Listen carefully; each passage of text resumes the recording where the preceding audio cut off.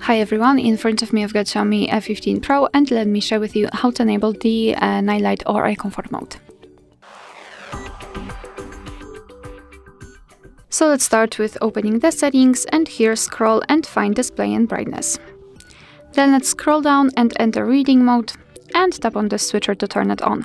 So here we've got the cycle option, which is more or less automatic, and the classic option, which we can customize. Of course, you can see that the screen turns a little bit yellowish or amber. It is in order to filter the blue light.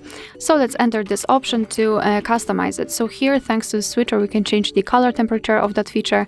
So it's totally up to you which is more comfortable for you. We can also apply the texture, which means that your device will apply the paper-like texture to the background. Here we've got also the colors, so you can decide whether you want to display full colors, light colors which are a little bit washed out, or black and white, so monochromatic option. Here you can also schedule that feature. Just tap on it. You can either use good night's read, which is automatic option, or custom period, so you can choose the start and the end time, and your device will apply the reading mode accordingly.